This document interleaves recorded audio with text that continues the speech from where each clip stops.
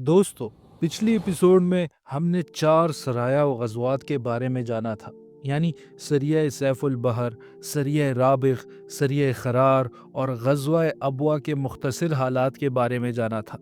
اس video میں ہم باقی 4 سرایہ و غزوات کے بارے میں جانیں گے اور اپنے سیرت النبی کے اس سفر کو وہیں سے آگے لے کر چلیں گے جہاں ہم نے پچھلے ایپیسوڈ میں چھوڑا تھا۔ 5واں غزوہ بوات، ربیع الاول 2 ہجری۔ اس مہم میں رسول اللہ صلی اللہ علیہ وآلہ وسلم 200 صحابہ کرام رضی اللہ عنہم کو ساتھ لے کر نکلے۔ مقصود قریش کا ایک قافلہ تھا جس میں امیہ بن خلف سمیت قریش کے 100 آدمی تھے اور 2500 اونٹ تھے۔ آپ صلی اللہ علیہ وآلہ وسلم رضوہ کے اطراف میں مقام بوات تک گئے، لیکن کوئی معاملہ پیش نہ آیا۔ اس دوران حضرت سعد بن معاذ رضی اللہ عنہ کو مدینہ کا امیر بنایا گیا تھا۔ جھنڈا سفید تھا اور علمبردار حضرت سعد بن ابی وقاص رضی اللہ عنہ تھے۔ 6واں غزوہ صفوان، ربیع الاول 2 ہجری۔ اس غزوہ کا سبب یہ تھا کہ کرز بن جابر فہری نے مشرکین کی ایک مختصر فوج کے ساتھ مدینہ کی چاراگاہ پر چھاپا مارا اور کچھ مویشی لوٹ لیے۔ رسول اللہ صلی اللہ علیہ وآلہ وسلم نے 70 صحابہ کرام رضی اللہ عنہم کے ساتھ اس کا پیچھا کیا اور بدر کے اطراف میں وادی صفوان تک گئے، لیکن کرز اور اس کے ساتھی نہ ملے اور بنا جنگ کے واپس آ گئے۔ اس غزوہ کو کچھ لوگ پہلا غزوہ بدر بھی کہتے ہیں۔ اس دوران مدینہ کی عمارت حضرت زید بن حارثہ رضی اللہ عنہ کو سونپی گئی تھی۔ جھنڈا سفید تھا اور علمبردار حضرت علی رضی اللہ عنہ تھے۔ 7واں غزوہ ذی العشیرہ، جمادی الاولی و جمادی الآخرہ، 2 ہجری۔ اس مہم میں رسول اللہ صلی اللہ علیہ وآلہ وسلم کے ساتھ 150 یا 200 مہاجرین تھے۔ آپ نے کسی کو زبردستی ساتھ نہیں لیا تھا۔ سواری کے لیے صرف 30 اونٹ تھے، اس لیے لوگ باری باری سوار ہوتے تھے۔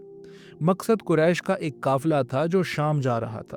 پتہ چلا تھا کہ یہ قافلہ مکہ سے نکل چکا ہے اور اس میں قریش کا کافی مال تھا۔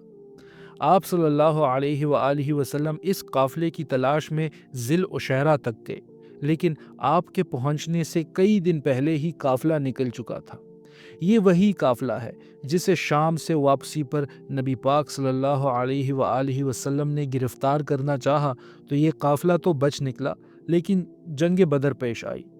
ابن اسحاق کے مطابق رسول اللہ صلی اللہ علیہ وآلہ وسلم جمادی الاولی کے آخر میں روانہ ہوئے اور جمادی الآخر میں واپس آئے۔ اس غزوہ میں رسول اللہ صلی اللہ علیہ وآلہ وسلم نے بنو مدلج اور ان کے حلیف بنو زمرہ کے آپس میں جنگ نہ کرنے کا معاہدہ کیا۔ سفر کے دنوں میں مدینہ کی ذمہ داری حضرت ابو سلمہ بن عبد الاسد مخزومی رضی اللہ عنہ نے سنبھالی۔ اس دفعہ بھی جھنڈا سفید تھا اور علمبردار حضرت حمزہ رضی اللہ عنہ تھے۔ 8واں سریہ نخلہ، رجب 2 ہجری۔ اس مہم کے لیے رسول اللہ صلی اللہ علیہ وآلہ وسلم نے حضرت عبداللہ بن جہش رضی اللہ عنہ کی قیادت میں 12 مہاجرین کا ایک دستہ بھیجا۔ ہر 2 آدمیوں کے لیے ایک اونٹ تھا جس پر وہ باری باری سوار ہوتے تھے۔ رسول اللہ صلی اللہ علیہ وآلہ وسلم نے دستے کے امیر کو ایک لکھی ہوئی ہدایت دی اور فرمایا کہ 2 دن سفر کرنے کے بعد ہی اسے کھول کر دیکھنا۔ چنانچہ 2 دن کے بعد حضرت عبداللہ بن جہش رضی اللہ عنہ نے جب وہ تحریر کھولی تو اس میں لکھا تھا، جب تم میری یہ تحریر دیکھو تو آگے بڑھتے جاؤ، یہاں تک کہ مدینہ اور طائف کے درمیان نخلہ کے مقام پر اترو، وہاں قریش کے ایک قافلے پر نظر رکھو اور ہمارے لیے اس کی خبروں کا پتہ لگاؤ۔ حضرت عبداللہ رضی اللہ عنہ نے یہ حکم سنا اور مان لیا، پھر اپنے ساتھیوں کو بتایا اور کہا، میں کسی کو مجبور نہیں کرتا، جسے شہادت پسند ہو وہ میرے ساتھ چلے اور جسے موت پسند نہ ہو وہ واپس چلا جائے، لیکن میں ہر حال میں آگے جاؤں گا۔ اس پر سب ساتھی اٹھ کھڑے ہوئے اور مقصد کی طرف روانہ ہو گئے۔ راستے میں حضرت سعد بن ابی وقاص رضی اللہ عنہ اور حضرت عتبہ بن غزوان رضی اللہ عنہ کا اونٹ کھو گیا۔ وہ دونوں اس اونٹ پر باری باری سفر کر رہے تھے، اس لیے وہ دونوں پیچھے رہ گئے۔ حضرت عبداللہ بن جہش رضی اللہ عنہ لمبی مسافت طے کر کے نخلا پہنچے۔ وہاں سے قریش کا ایک قافلہ گزرا جو کشمش، چمڑے اور تجارتی سامان لیے ہوئے تھا۔ اس قافلے میں عبداللہ بن مغیرہ کے 2 بیٹے عثمان اور نوفل اور عمرو بن حضرمی اور مغیرہ کا غلام حکیم بن کیسان تھے۔ مسلمانوں نے آپس میں مشورہ کیا کہ کیا کیا جائے۔ آج حرام مہینے رجب کا آخری دن تھا۔ اگر ہم حملہ کرتے ہیں تو حرام مہینے کی حرمت ٹوٹ جائے گی، اور اگر آج رات رک جاتے ہیں تو یہ لوگ حدود حرم میں داخل ہو جائیں گے۔ آخر سب کی یہ رائے ہوئی کہ حملہ کر دینا چاہیے۔ چنانچہ ایک شخص نے عمرو بن حضرمی کو تیر مارا اور وہ مر گیا۔ باقی لوگوں نے عثمان اور حکیم کو قید کر لیا، جبکہ نوفل بھاگ گیا۔ اس کے بعد مسلمان دونوں قیدی اور قافلے کا سامان لے کر مدینہ پہنچے۔ انہوں نے مال غنیمت میں سے 5واں حصہ یعنی خمس بھی نکال لیا۔ یہ اسلامی تاریخ کا پہلا خمس، پہلا مقتول اور پہلے قیدی تھے۔ رسول اللہ صلی اللہ علیہ وآلہ وسلم نے ان کی اس کارروائی پر پوچھ تاچھ کی اور فرمایا، میں نے تمہیں حرام مہینے میں جنگ کرنے کا حکم نہیں دیا تھا، اور آپ صلی اللہ علیہ وآلہ وسلم نے قافلے کے مال اور قیدیوں کے بارے میں کوئی فیصلہ نہیں کیا۔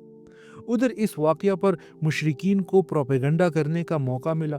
انہوں نے کہنا شروع کر دیا کہ مسلمانوں نے اللہ کے حرام مہینے کو حلال کر دیا۔ اس پر اللہ تعالیٰ نے وحی نازل کی اور ان کے پروپیگنڈا کا جواب دیا۔ بتایا گیا کہ مشرکین جو کام کر رہے ہیں وہ اس واقعہ سے کہیں زیادہ بڑا جرم ہے۔ ارشاد ہوا، لوگ تم سے حرام مہینے میں جنگ کے بارے میں پوچھتے ہیں، کہہ دو کہ اس میں جنگ کرنا بڑا گناہ ہے، لیکن اللہ کے راستے سے روکنا، اللہ کے ساتھ کفر کرنا، مسجد حرام سے روکنا اور اس کے رہنے والوں کو وہاں سے نکالنا، یہ سب اللہ کے نزدیک زیادہ بڑا جرم ہے اور فتنہ قتل سے بڑھ کر ہے۔ اس وحی نے صاف کر دیا کہ مشرکین جو شور مچا رہے تھے اس کی کوئی بنیاد نہیں۔ قریش خود اسلام کے خلاف لڑائی میں اور مسلمانوں پر ظلم کرنے میں ہر حرمت توڑ چکے تھے۔ جب ہجرت کرنے والے مسلمانوں کا مال چھین لیا گیا اور نبی پاک صلی اللہ علیہ وآلہ وسلم کو قتل کرنے کا فیصلہ کیا گیا، تو کیا یہ سب شہر حرام یعنی مکہ کے باہر ہوا تھا؟ پھر اب ان حرمتوں کا اتنا احترام اچانک کیسے یاد آ گیا؟ حقیقت یہ ہے کہ مشرکین کا یہ پروپیگنڈا کلی بے حیائی اور صاف بے شرمی پر مبنی تھا۔